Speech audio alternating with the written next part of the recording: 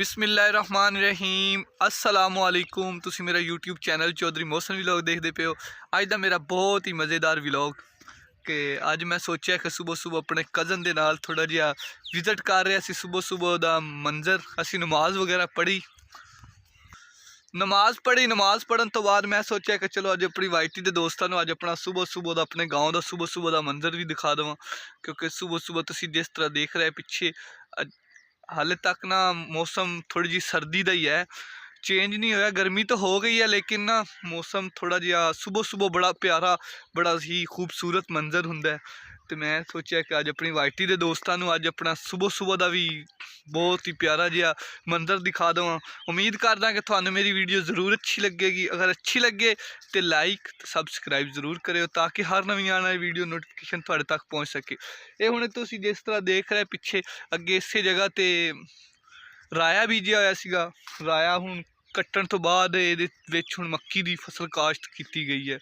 क्योंकि जिस तरह ही मतलब हुण फसल का टाइम हुंदा है, एक फसल की कटाई हुंदी नाल ही दूसरी फसल काश्त कर दिंदे आ।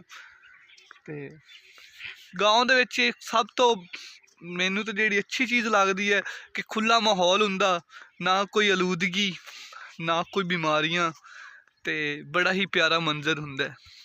हर तरफ जिहड़ी ना हरी हरी सुबह सुबह सुबह का मंजर तो बहुत ही प्यारा जिहड़ा हुंदा है कि अगर पुरसकून ते साफ सुथरा माहौल तो सिर्फ गाँव का ही हुंदा है। बाकी शहरों के विच ते कल परसों की गल है, मैं शहर गया तो शहर एक गली के विचों मैं गुजरिया तो मैं सोच रहा सी कि ये लोग पता नहीं अपने इस शहर दे विच रहिंदे किस तरह इन्नी तंग जगह दे विच। क्यों भाई विकास, तुसी की तुहाडी राय है कि तुसी गाँव नूं पसंद करदे हैं कि शहर? मैं गाँव की जिंदगी पसंद करना क्योंकि शहर दे विच आलूदगी की वजह तो गाड़ियां दे धुआं फैक्ट्री वगैरह की वजह तो बहुत ज़्यादा आलूदगी हो चुकी है। तो पिंड का माहौल हवा साफ है, ना कोई बीमारी मोस्टली देखिया तुसी पिंडां दे लोग बीमार नहीं होंदे, शहरी लोग बहुत ज़्यादा बीमार होंदे, ब्लड प्रैशर के मरीज़, हार्ट के मरीज़। लेकिन पिंडां दे विच कोई बीमारी ऐसी बीमारी नहीं लोगों दे विच हुंदी। माशाअल्लाह सानू जिहड़ा ना पिंड दा माहौल, क्योंकि असीं बचपन चो पले ही असीं गाँव दे विच है, इस करके सानू शहर दा माहौल ते मैनू बहुत ही बुरा लगदा वा। लेकिन शहर दे लोग सुनने वाले मेरी गल दा माइंड ना करियो, क्योंकि हो सकदा वा कि कोई मेरी गल दा गुस्सा कर लवे। क्योंकि तुहानू शहर चंगा लगदा है, सानू गाँव चंगा लगदा, क्योंकि असीं पिंडां वाले ना, पिंडां वाले होण दा सानू फखर आ। तो इस करके पिंडां दी जिंदगी बहुत ही खुशगवार तो बहुत ही प्यारी हुंदी है। जिस तरह तुहानू नज़र आ रहा होना पिछे हुण गंदम की फसल बिल्कुल माशाअल्लाह हुण साडी तैयार आ। क्योंकि हुण जिमीदारां दी जिहड़ी असल जिहड़ी पैदावार हुंदी है, जिमीदारां दा जिहड़ा कारोबार हुंदा है ना, साडा फसलां ते ही हुंदा है। हुणे माशाअल्लाह गंदम बिल्कुल तैयार है, जिहदा तुसीं आटा खांदे हो, समझते रहे होने ना कि असीं इन्नी मेहनत करके पिंडां वाले ही तुहाडे तक जिहड़ा ना गंदम का आटा तुहाडे तक पहुँचदा वा। जे असीं मेहनत ना करिए ना तो तुसीं भी फिर हुण देखते तो पे हैं कि हालात मुल्क के हालात बहुत दिन ब दिन खराब ही होए जा रहे हैं। तो जदों हुक्मरान ठीक हो नहीं होएगा ना तो फिर मुल्क के हालात भी इवें ही होणगे।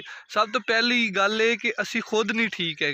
जदों असीं आप ठीक होवांगे ना तो फिर साडे जिहड़े हुक्मरान भी ठीक होणगे। क्योंकि असीं खुद ही करप्ट हाँ तो साडे हुक्मरान भी करप्ट आंदे आ। क्योंकि हालात दुनिया के असीं खुद ही खराब किए हुए आ। क्योंकि अजकल कोई भी काम असीं करवाना हुंदा है तो असीं रिश्वत दे दी दी है। जे असीं अगर साडा कोई मोटरसाइकिल पकड़ हो गया ना, वार्डन वाले ने मोटरसाइकिल पकड़ लिया तो असीं 150 दे के छुट जाते हैं। पुलिस वाले अगर पकड़ लें तो 150 दे तो असीं 5000 5000 सिफारिश इसलिए तो कहा जाता है कि जैसे अवाम वैसे हुक्मरान।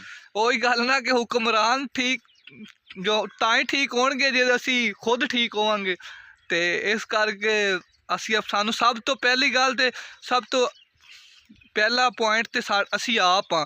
जदों असीं आप ठीक हो जाएंगे तो साडे हुक्मरान भी ठीक, साडे हालात भी ठीक, साडा मुल्क भी ठीक। साडा मुल्क तो ठीक, हुण साडा मुल्क तो समझो पाकिस्तान तो विक गया वा। असीं अपनी मेहनत करके आप सानू किसे भी हुक्मरान ते कोई नहीं है, ना इमरान खान ते ना नवाज शरीफ ते। असीं अपनी मेहनत करनी है तो असीं अपना आप नूं पालना है, अपने बच्चों पालना है। पालने वाली ज़ात तो अल्लाह दी है, लेकिन असी अपनी मेहनत करके अपना काम आप करके ही इंशाल्लाह अपने आप नू, लेकिन कोशिश करनी चाहिए सानू सारे मिल के कि असी अपने हालात नू बदलने की कोशिश करिए। हुण असी काफ़ी ज़्यादा विजिट किया फसलों का, कर कुर के हुण जा रहे हैं असी घर, क्योंकि अज साडे गाँव दे विच एक फौतगी भी हो गई है।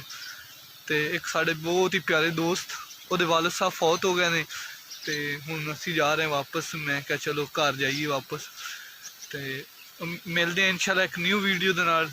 तब तक के लिए इजाज़त चाहना। अल्लाह हाफिज़। फी मान।